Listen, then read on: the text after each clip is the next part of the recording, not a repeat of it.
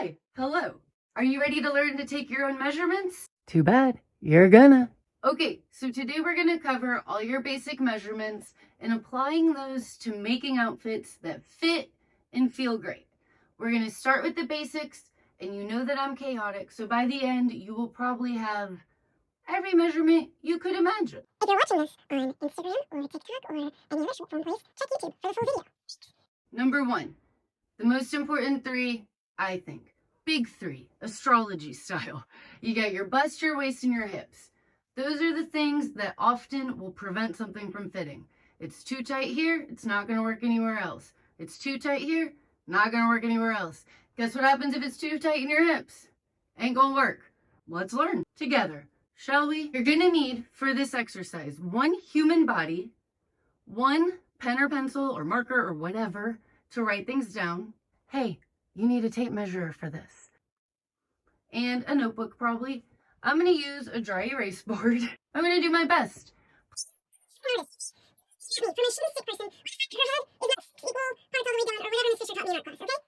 To measure your bust, you're going to need to know your fullest measurement across here. Now, for some people, that might be where your areolas are hanging out. For other people, it could be different. Every freaking body is different. So just find the widest part of your bust. That's your bust measurement. Now, your most narrow part of your waist, usually around the belly button, usually around where your elbows hit. Again, every body is different. Is going to be right here. And then your hips are the fullest part right here. Usually that's right around your crotch area. It's different on everybody though. Your body's not weird. Your body is unique. Every body is different. Are you with me? Okay. So for these 3, let me show you how to measure them. You're going to get your handy dandy tape measurer. If you don't have a fabric one like this, you can literally use a string, mark your endpoints, and then lay it down against a solid ruler or whatever you do have. So for your bust, you're going to take it all the way around, and you're going to want to take a deep breath in, because think about having clothes that you can't breathe in, right? You need that room. Breathe in, and that gives me 35. I am, as you well know, an itty bitty titty committee queen. So those measurements are going to be probably smaller than yours. And do not shame yourself and do not shame me. My body is fine the way it is. That measurement, you're going to write it down. For me, 35 inches. And that's when I'm breathing in, the biggest that my chest gets. Now you're going to do the same for your waist and your hips. Depending on the article of clothing you make, these measurements may or may not be super important, but it's good to just have a baseline. Measure what feels like the smallest part of my waist. And when I breathe all the way out, I have 1 measurement. When I breathe all the way in, I have another. I'm going to write down the biggest measurement so that I will be comfortable in whatever I make. So write that down here. Then you're going to do the exact same thing for your hips. You're going to find the widest part of your hips. And also, you should be doing this in very form-fitting clothes or naked. You should not be doing it in a little bit oversized jeans like I am, but here we are nonetheless. Luckily, when I breathe in and out, my hips don't really change. When I sit, they do, so you may want to take that into account by sitting as you do your measurement to make sure you have enough room. That's right. You're doing so great, guys. I'm going to use the measurement of how big it gets when I squat or sit down. So from there, you may also, and with a lot of the things that we make together, you might need to know how much room you've got from here to here. You need to know your torso length. You'll need to know your whole torso length for things like jumpsuits and rompers, but even for those backless dresses we make together, if you cut this longer than your torso on the backside, your butt crack's gonna show. So it's important to know those measurements as well, about here to about here. Does that make sense? Because that's how low I'd be willing for something to go in the back. And again, this is really just for those backless dresses. You're gonna go, okay, I want the top to sit here, and I want the cutout to be here, because if it's any lower, it'll show my booty crack. And that on me is about 11, 12 inches. So no more than 12. But if you go smaller, it's just going to come up higher. So take those things into account when you're cutting. Oop, oop. 12 inches. We're going to cut that part, right? Yeah.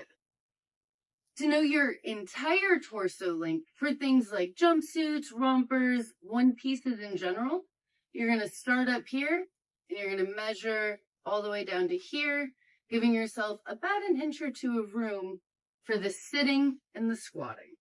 And you're going to write that down. And this helps if you're buying clothes and not making them.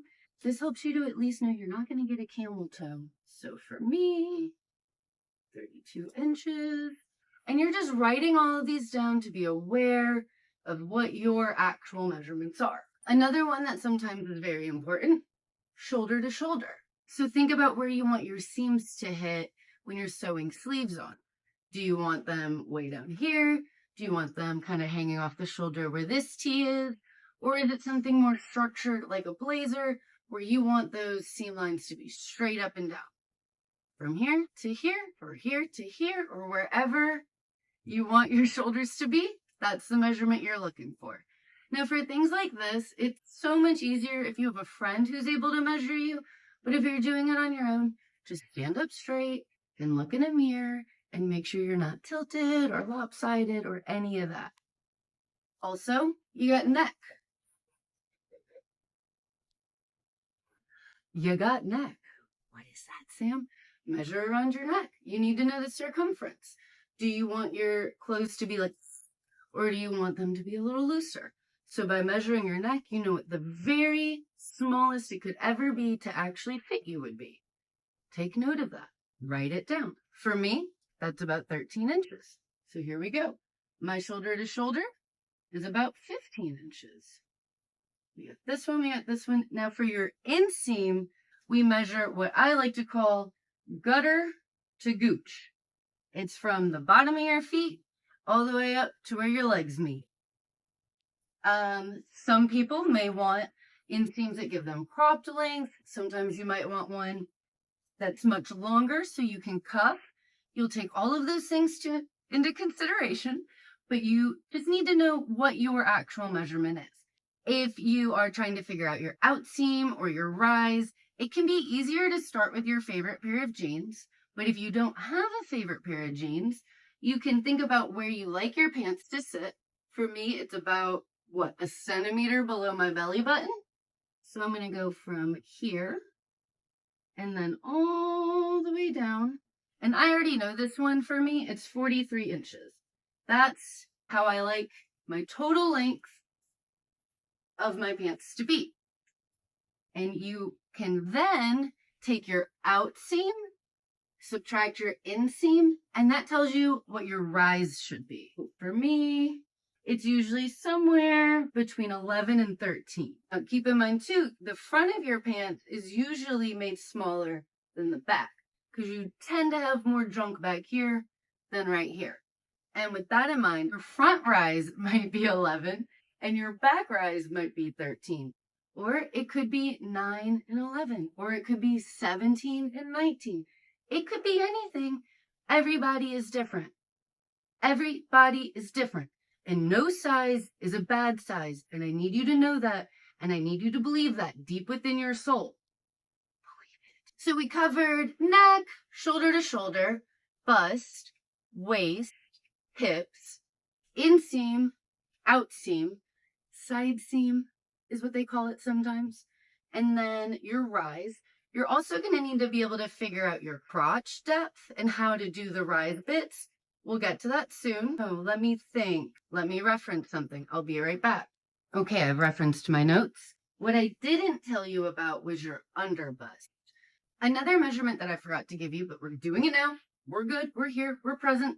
Is your underbust.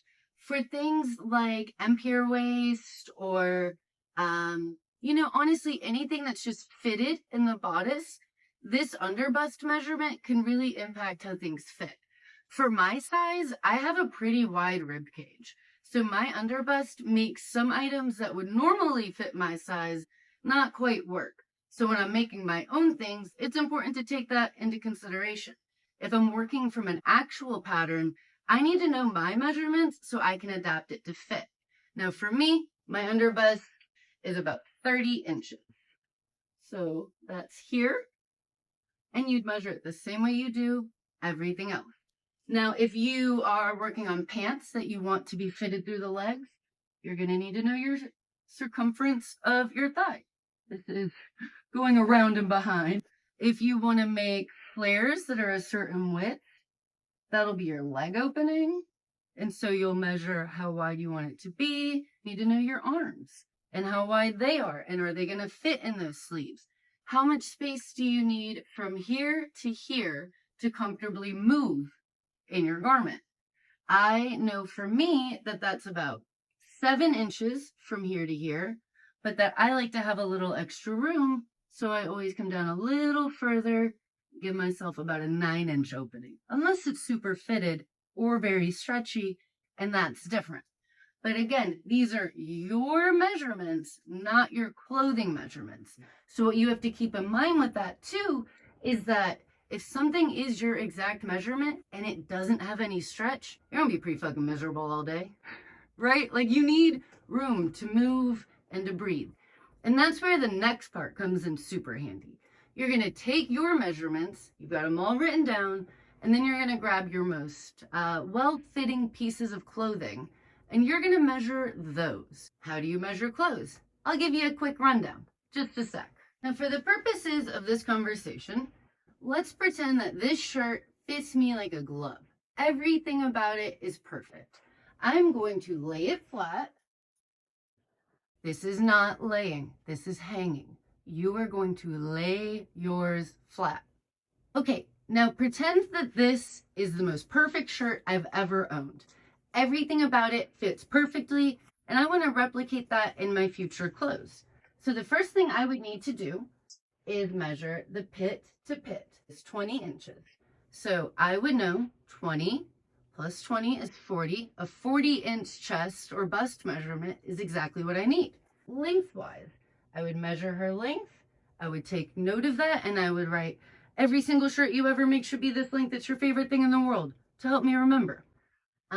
Similarly, if it's a very fitted shirt, you'll measure where that waist ends, all of that stuff. Are you with me? I think you're with me. For pants, let me show you those. For pants, you're going to do pretty much the exact same thing.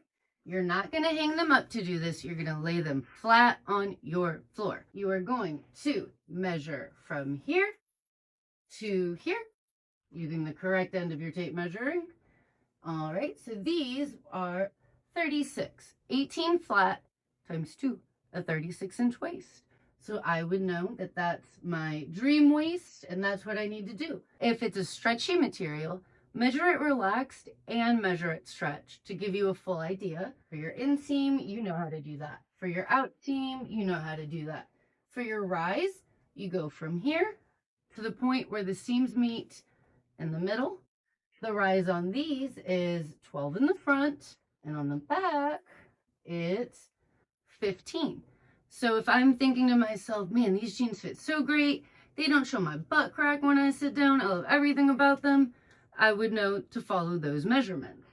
For the hip, it is different on different pants, but a good rule of thumb is to find the base of the zipper and measure straight across there. And you can also just kind of look for the widest portion and measure across there. Times it by 2, that's your hip measurement. Perfect for pants. Dresses, sweaters, jackets, any of that, same thing. And the next thing I want to talk to you guys about is how to measure your rise and your crotch depth appropriately. So what I'm doing right now is with those same pants that fit me perfectly, I'm putting them with one leg inside the other to give me this U shape. Now, if we've made clothes together, you're familiar with this U, or you're familiar with the little J. This is the front. This is the back. You can tell just by looking at it that the back is bigger, but if you hold it together like this, it gives you an idea of exactly how much bigger. And you're going to use those measurements to determine what you need. Now, there's also formulas for this stuff. Are you ready to get mathematical? Okay. Some say to figure out your rise, you take your hip measurements and you divide them by 4. So if your hip measurements are 44, your rise should be 11. Other people say to divide it by 4 and add 2 inches.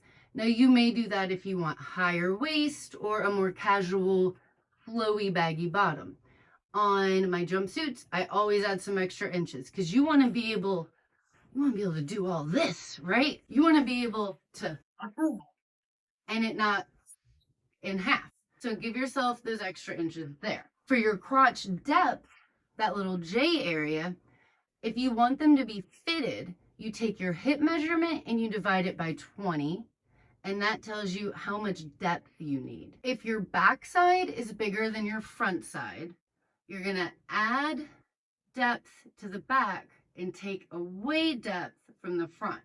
So if you know that your total depth from here to here needs to be, say, 6 inches, you don't want it to be 3 and 3.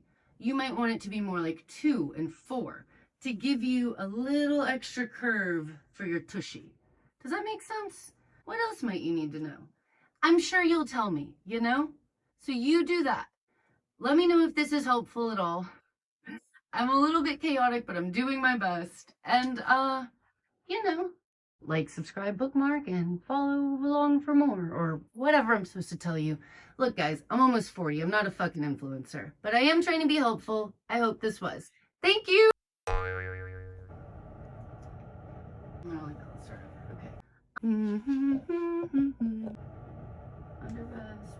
Oh, I don't like this thing in the background. Fuck, let's do that part again. How do we do this?